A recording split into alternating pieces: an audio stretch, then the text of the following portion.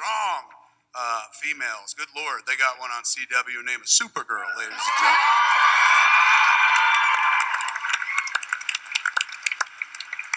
This gentleman right here has been behind her misadventures lately. Take us into the Supergirl universe. You guys left CW. That planet was blowing up as well.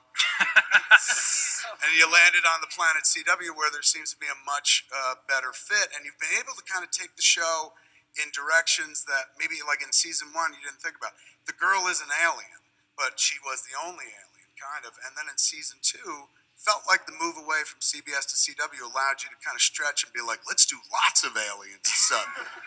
Now there's an alien bar, like every storyline is an alien and stuff. The president's an alien, you know. So you took the ball and ran with it. What's talk to us a little bit about that. It's no disrespect to CBS, who are very gracious hosts to us, and truth be told, we pitched a lot of what we were going to do in season 2 to CBS, and they were going to be cool with a lot of it before the change. So it wasn't, that wasn't sort of as big a switch as that people think. I think it was more just in terms of us and trying to figure out what made Supergirl special and why is it different from the other shows. And on Flash, you've got, it's more family drama, and Arrow is more crime drama, and Legends is, insanity. But the one thing that Supergirl could really do is, because it's kind of baked into the DNA in terms of like, what does it mean to be a woman in the world and a young woman, and how do women find their power, that it was already sort of built into the cake that like the show could take on issues.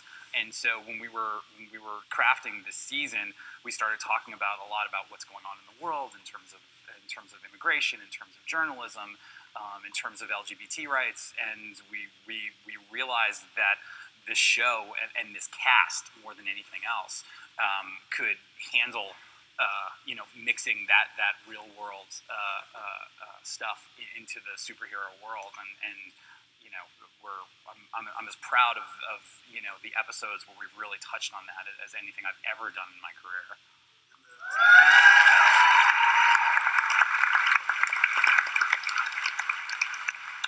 The Sandverse storyline has been all over the media this year.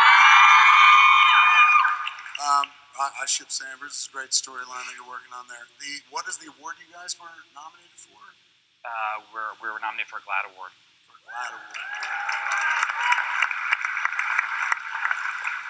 And I'm sure you've seen the stories of the people that you're affecting.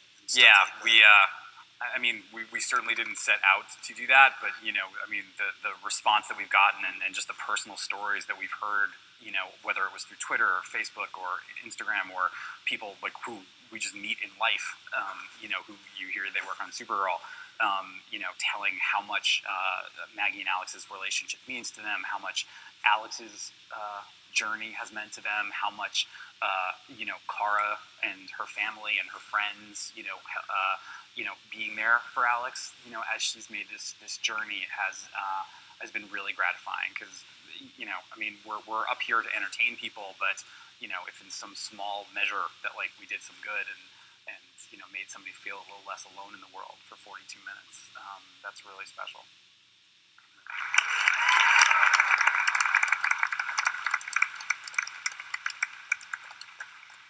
Melissa, season 1 of... Give it up for Melissa, ladies and gentlemen.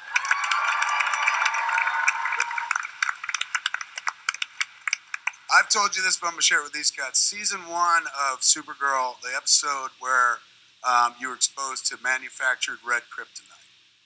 That was the episode where I lost my shit, and I was like, I will follow that woman into hell, because that should have been one of the dopiest episodes. Red K is always like, it makes me naughty. It's kind of a dopey storyline, but they managed to tell a really moving story where after you got knocked out, you wake up, and your first thought after the Red K is out of your system is this, oh my God, did I hurt anybody? You see you hurt your sister, and you break into these tears, and you apologize to your sister in the most authentic apology I've ever seen in my life. I went back to people in my life and was like, you once apologized? It wasn't good enough. Like,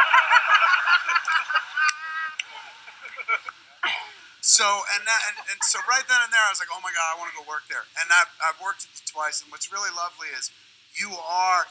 It's such an amazing performance. You could be sitting there goofing around, and she eats like a horse. It's fucked up. I do. She's sitting there cramming donuts right before she has to look heroic. It's all and sugar. And they'll give her a page dialogue that they just wrote that minute and stuff, and she has to kind of conceptualize it and spit it right back out. And it's always the right choice. Acting, for those that don't follow this sort of thing, is a job of choices. Basically, making a choice on how to deliver something.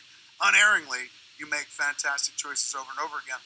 But you also have to be an icon for little girls. I've seen, and big girls as well, and big fat guys like me. But I've seen. I know how the character and your performance affects me. But I've seen you affect little girls. I talked about when we first episode I did. Right before that, there was a little kid who went to school dressed like Supergirl and stuff, and that was her. She had a speech impediment. She didn't want to go to school and do the class pictures, but if she could dress like Supergirl, that made all the difference. And I was telling the cast and crew, I was like, this is what you're doing up here. You think you're making this goofy show about an alien that flies, but like you're changing life for somebody else, making it better. What is it like to not just have a role? Yes.